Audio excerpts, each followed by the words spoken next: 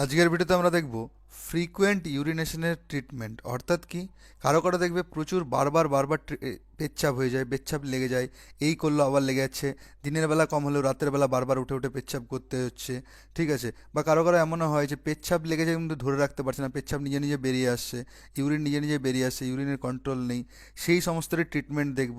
তার সাথে সাথে এটাও দেখব যে এই ফ্রিকোয়েন্ট ইউরিনেশনটা কেন হয়, এর কী কী কারণ আছে এবং এর লক্ষণ কী কী আছে, এর প্রপার ট্রিটমেন্ট কী হবে, সমস্ত কোনো কিছু আলোচনা করব।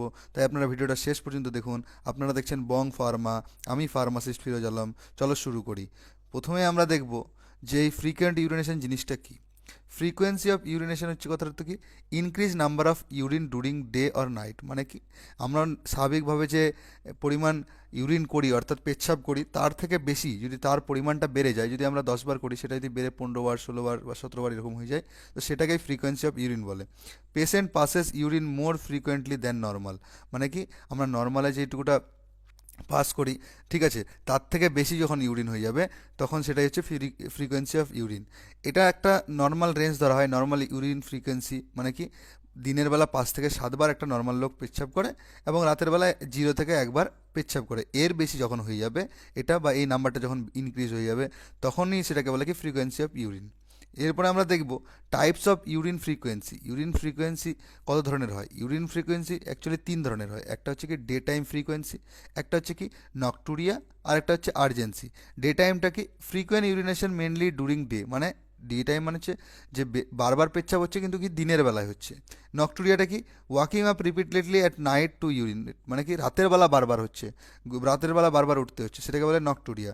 আর আর্জেন্সিটা কি, সাডেন স্ট্রং ইউরিন, ঠিক আছে, ইউরিনেট। কথাটার অর্থ হচ্ছে কি, যখন হঠাৎ করেই লেগে যাবে কিন্তু খুব জোরে লেগে যাবে আর ধরে রাখতে পারছে না, এখনই তখনই পেচ্ছাপ হয়ে যাবে, সেই কন্ডিশনটাকে বলে আর্জেন্সি।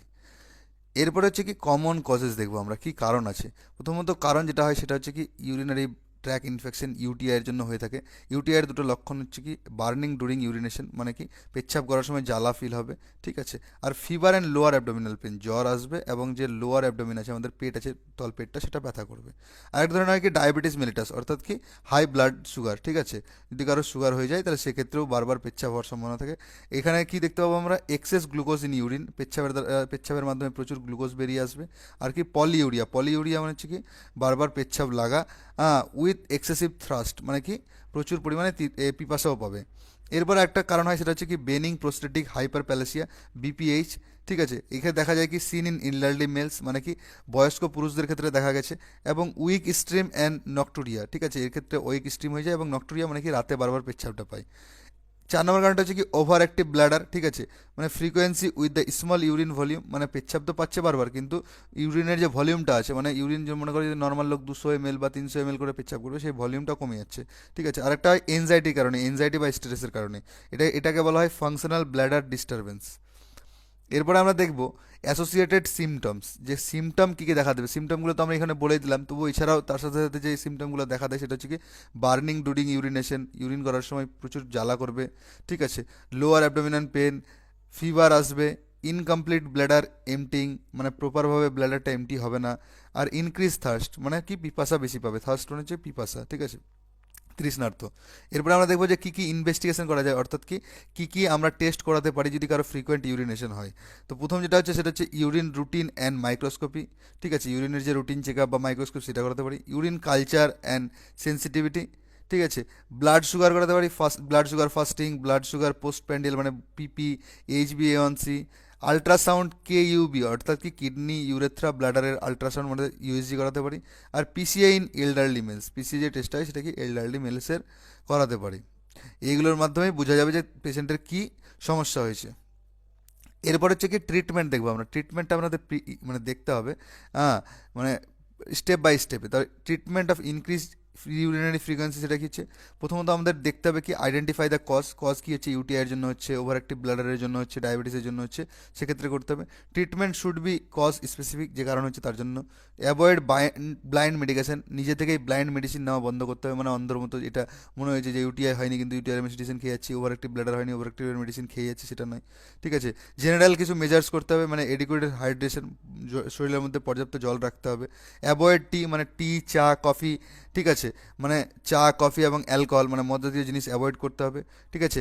আর টিম ভয়েডিং কথাটা হচ্ছে কি, যখন পেচ্ছাপ লাগবে তখনই করতে হবে, পেচ্ছাপটা অনেক সময় ধরে ধরে রাখে। ঠিক আছে, সেটা আধ একবার করছো সেটা ঠিক আছে, কিন্তু যখন বারবার টাইমে যখন পেচ্ছাপটাকে ধরে রাখবে, পেচ্ছাপ পাচ্ছে পেচ্ছাপ ধরে রাখছে, বারবার পেচ্ছাপ ধরে রাখছে, তখন এটাকে টিম ডিভাইডিং বলা হয়। আর এটা হচ্ছে কি কজ বেসড মেডিকেল ট্রিটমেন্ট, যেটা কারণের জন্য হচ্ছে সেই কারণের জন্যই প্রপার ট্রিটমেন্ট করতে হবে। তো প্রথমত আমরা কি বলেছিলাম যে ইউটিআইয়ের জন্য বারবার ফ্রিকোয়েন্সি হতে পারে, তাহলে ইউটিআইয়ের জন্য যে ট্রিটমেন্টটা দেওয়া হয় সেটা হচ্ছে কি, একটা নাইট্রোফিউরেন্টেন বলে ট্যাবলেট 100 mg ট্যাবলেট আছে, যেটা পপুলার ব্র্যান্ডে কি নিপটাস নামে পাওয়া যায়। সেই ট্যাবলেটটা বিডি করে দিতে হবে এবং পিসি করে দিতে হবে, পিসি নিচে খাওয়ার পরে বিডি মানে দিনে দুবার করে 5 থেকে 7 দিনের জন্য রেকমেন্ড করতে হবে। এর সাথে সাথে কি আমাদেরকে সিপ্রোফ্লোক্সাসিন 500, এখানে ফ্লোরোকুলেন্স গল্পের সিপ্রোফ্লোক্সাসিন 500 যেটা সিপ্রান 500 নামে আসে বা সিপ্লোক্স 500 নামে আসে, সেই ট্যাবলেটটা কি বিডি করে দিতে পারে, বিডি মানে হচ্ছে দিনে দুবার করে, আর 5 দিনের জন্য দেওয়া হয়। ঠিক আছে, কিন্তু এখানে সিপ্রোফ্লোক্সাসিন বাদেও যদি আপনারা চান ওফ্লোক্সাসিন, লেভোফ্লোক্সাসিন, নরফ্লোক্সাসিন, যে কোনো কিছু আপনারা নিজেদের সুবিধা মতো দিতে পারেন, যে কোনো ফ্লোরোকুইনোস হিসাবে। ঠিক আছে, আমি এখানে সিপ্রোফ্লোক্সাসিন বলেছি, মানে সিপ্রোফ্লোক্সাসিন দিতে হবে তার কোনো মানে নেই। এর অল্টারনেটিভ হচ্ছে ওফ্লোক্সাসিন, লেভোফ্লোক্সাসিন আর নরফ্লোক্সাসিন, যে কোনো ফ্লোক্সাসিন দিলেই হবে। ঠিক আছে, আর তার সাথে সাথে আমাদের একটা ইউরিন অ্যালকালাইজার দিতে হবে, সেটা হচ্ছে কি ডাইসোডিয়াম হাইড্রোজেন সিট্রেট। ঠিক আছে, সিরাপ যেটার পপুলার ব্র্যান্ড নেম কি অ্যালকাসল নামে পাওয়া যায়, সেটা কি 10 ml করে বিডি দেবো, বিডি মানে দিনে দুবার করে উইথ ওয়াটার। ঠিক আছে, এবং এর সাথে সাথে একটা জিনিস লেখা নেই, সেটা আপনারা নিজেদের করে দেবেন যারা প্র্যাকটিস করছেন, সেটা হচ্ছে 4 নম্বরটা হচ্ছে কি একটা পিপিআই রেকমেন্ড করে দেবেন, মানে ওমেপ্রাজল, প্যান্টোপ্রাজল, র্যাবেপ্রাজল। ঠিক আছে, নিজেদের রেকমেন্ড করে একটা অ্যান্টাসিড রেকমেন্ড করতে হবে। এই হলো আপনাদের ইউটিআই ট্রিটমেন্ট। এরপরে যদি ওভার অ্যাক্টিভ ব্লাডার কারো হয়, ঠিক আছে, ওভার অ্যাক্টিভ ব্লাডারের ক্ষেত্রে একটা মেডিসিন রেকমেন্ড করা হয়, সেটা হচ্ছে কি অক্সিবিউটাইনিন 5 mg যে ট্যাবলেটটা আছে, যেটার পপুলার ব্র্যান্ড নেম কি অক্সিস্পাস। ঠিক আছে, 5 বা সিস্ট্র্যান 5 বা ট্রোপেন 5। ঠিক আছে, এটা বিডি করে দেওয়া যায়, বিডি মানে হচ্ছে দিনে দুবার, অথবা যদি খুব বেশি হয় তাহলে টিডিএস দেওয়া যায়, টিডিএস মানে হচ্ছে দিনে 3 বার, আর এটা প্রত্যেক দিন চলে ডেলি। ঠিক আছে, এরপরে যেটা হয়, যেটা কারণ বললাম আমরা, সেটা হচ্ছে কি প্রোস্টেট এনলার্জমেন্ট, মানে বিপিএইচ যদি কারো হয়ে যায় তাহলে সেক্ষেত্রে কি ট্রিটমেন্ট দেবে। বিপিএইচ এর ক্ষেত্রে যে মেডিসিনটা দেওয়া হয় সেটা হচ্ছে কি ট্যামসুলোসিন 0.4 mg ক্যাপসুল যেটা আছে, এর পপুলার ব্র্যান্ড নেম কি ইউরিম্যাক্স 0.4, ভেলটাম 0.4, ট্যামজিয়া 0.4 বা ফ্লোমির 0.4। এই ট্যাবলেটটা কি এইচএস দেওয়া হয়, এইচএস মানে হচ্ছে কি রাত্রে ঘুমানোর আগে অ্যাট বেড টাইম। ঠিক আছে, আর ডেলি দেওয়া হয়। ঠিক আছে, ওডি এইচএস করে প্রত্যেক দিন দেওয়া হয়। এরপরে যেটা আমাদের আহ, যেটা সিমটম দেখা ছিল, সেটা হচ্ছে কি এনজাইটি রিলেটেড ফ্রিকোয়েন্সি, যদি কারো এনজাইটির জন্য হয়ে থাকে, ঠিক আছে, কোনো চিন্তা আছে মাথার মধ্যে, কোনো স্ট্রেস আছে, তাহলে সেক্ষেত্রে যেটা দেওয়া হয় সেটা হচ্ছে কি অ্যালপ্রাজোলাম 0.25 অথবা অ্যালপ্রাজোলাম 0.5, যার পপুলার ব্র্যান্ড নেম কি ট্রাইগা 0.5 নামে পাওয়া যায়, বা এনজেড 0.5 বা বিকাম 0.5।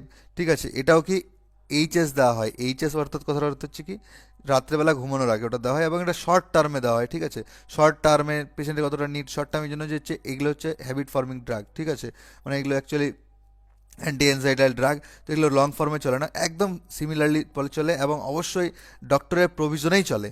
ঠিক আছে, নিজে থেকে নেওয়া বা নিজে থেকে এমনি উইদাউট প্রেসক্রিপশন বিক্রি করা দুটোই কিন্তু ইলিগাল আমাদের দেশে।